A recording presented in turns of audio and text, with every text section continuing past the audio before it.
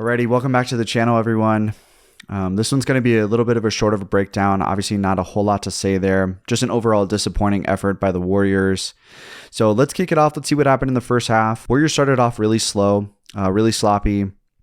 A lot of bad shots. The shot selection, start games lately has been awful.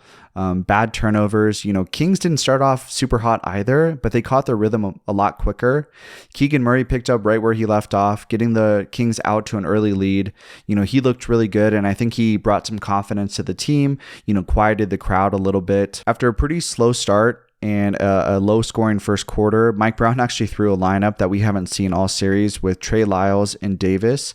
No bigs on the floor. They just went small to be quick, athletic, and it worked. Warriors were not able to counter it with having even just one big on the floor, and the hopes was to get some rebounds and second chance points, but the Kings were actually able to get out, score easily, but we were playing our offense in the half court, which, essentially neutralized us having a big out there. Poole with one of his worst games of the series so far, actually one of his worst playoff games in his early career.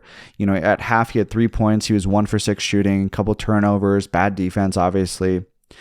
Wiggins started off pretty slow as well. He actually didn't get going until the end of the second quarter, where he started to drive to the hoop. He caught an early rhythm by, just getting into the paint, having easy hook shots, stuff that he normally does most games. Early on, he was taking tough contested threes or off the bounce or moving threes, and that's really just not his shot. I'd love to see Wiggins be a little bit more decisive and drive to the hoop, either get to the free throw line, catch a rhythm that way, and then start bombing threes. In the second half, it was much of the same. I thought the Warriors were going to have a vintage third quarter explosion, but instead, nope.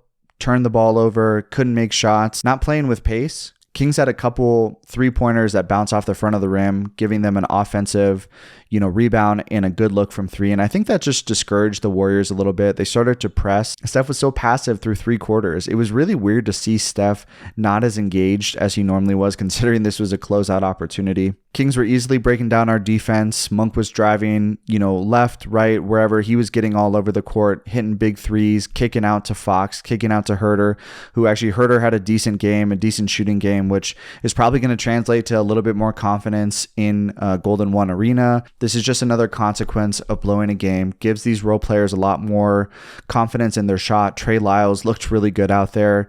These role players are what's going to make a difference. And if they are going to win Game 7, it's going to be because of these role players. And that Game 6 was huge for them. A lot of really good shooting overall. I think the Kings made 17 threes pretty efficiently, where the Warriors only had 10. So you kind of expect, hey, Curry, Clay, whoever is going to have a bounce back game. But we look tired. We look old. We look slow. And I think that's sort of the biggest takeaway of this game specifically, and this series in general, is we are unathletic. We need to get bigger in the wing size. We need guys that we can trust. Unfortunately, JK, while as good as he was in the regular season, as hopeful as we were as fans to see him in the postseason, he's been a 0 in this postseason. And so I think we need to get some vets in there. Pretty high on Moody. He's showing that he deserves definitely some more minutes in this series, and I think we'll see him out there, on the road or at home. He's played really well. Overall, they ran us out of the gym. They look like the younger, more composed team, which is crazy because we were at home in a closeout game, but they played like, their back was against the wall. So credit to Coach Brown and credit to these players for being ready to come in here. They had all the confidence in the world that they could win this Game 6. Some final thoughts. Winning 4 games in a series is tough as it is, but winning 4 in a row is quite possibly the hardest thing you can do in a playoff series. And so I think, looking back at this, the Kings were ready, back against the wall. They answered the bell. And I think the Warriors need to do that same thing in Game 7. They need to come in with a mindset that, this is the finals, right? Or something like that. Whatever gets them out and ready to play well. We're going to need some heavy minutes from Steph. We're going to need some heavy minutes from Dre. I think we're going to need to reduce Poole's minutes, that fine line of Dante, maybe a little bit more GP2, maybe a little bit more Moody.